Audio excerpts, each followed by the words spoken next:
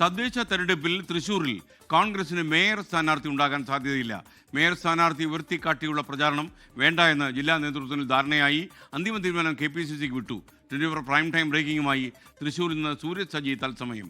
Sooraj, mayor സ്ഥാനാർത്ഥിയായി ഒരാളെ കാട്ടേണ്ട എന്ന് തീരുമാനിക്കാൻ എന്തെങ്കിലും പ്രത്യേകിച്ച് കാരണമുണ്ടോ?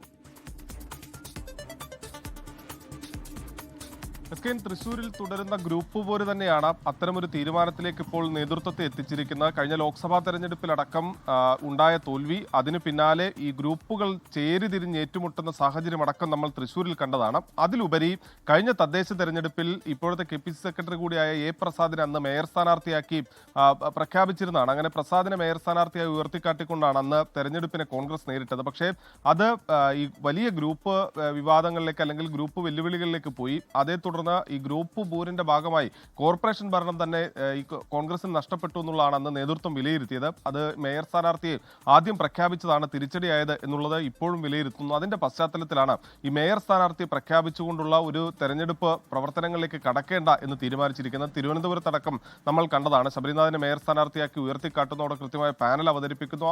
അത്തരമൊരു മേൽക്കൈ തൃശ്ശൂരിൽ നേടാൻ അല്ലെങ്കിൽ അത്തരമൊരു തന്ത്രം തൃശ്ശൂരിൽ പയറ്റിയാൽ അത് തിരിച്ചടിയാകും എന്നുള്ളതാണ് നേതൃത്വം വിലയിരുത്തുന്നത്. നിലവിൽ വലിയ രീതിയിൽ തന്നെ തൃശ്ശൂരിൽ ഈ ഗ്രൂപ്പ് പോരുകൾ മുറുകി നിൽക്കുന്ന ഒരു സാഹചര്യമുണ്ട്. എല്ലാ ഗ്രൂപ്പുകളും അവരുടേതായ സീറ്റുകൾ ഉറപ്പിക്കുന്നതിന് വേണ്ടിയുള്ള ശ്രമങ്ങൾ നടത്തുന്നു. അതുകൊണ്ട് തന്നെ മേയർ സ്ഥാനാർത്ഥി ഇല്ലാതെ തെരഞ്ഞെടുപ്പിനെ നേരിടുക എന്നുള്ളതാണ് നിലവിൽ കോൺഗ്രസ് തീരുമാനിച്ചിരിക്കുന്നത്. അതോടൊപ്പം തന്നെ ഘടകകക്ഷികളുമായുള്ള ചർച്ചകൾ ഇന്ന് കോൺഗ്രസ് പൂർത്തിയാക്കിയിട്ടുണ്ട്.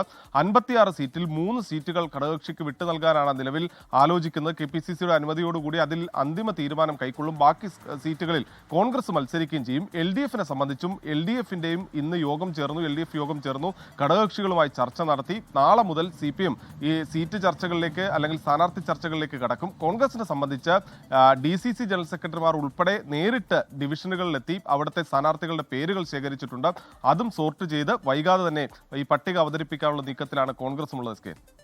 ലോകത്തെവിടെയായാലും ഏത് സമയത്തും 24 വാർത്തകളും ഓഗ്മെന്റഡ് റിയാലിറ്റി പാക്കേജുകളും എക്സ്പ്ലെയിനറുകളും വിശദമായി കാണാൻ ഞങ്ങളുടെ YouTube ചാനൽ നിങ്ങൾക്ക് സബ്സ്ക്രൈബ് ചെയ്യാം.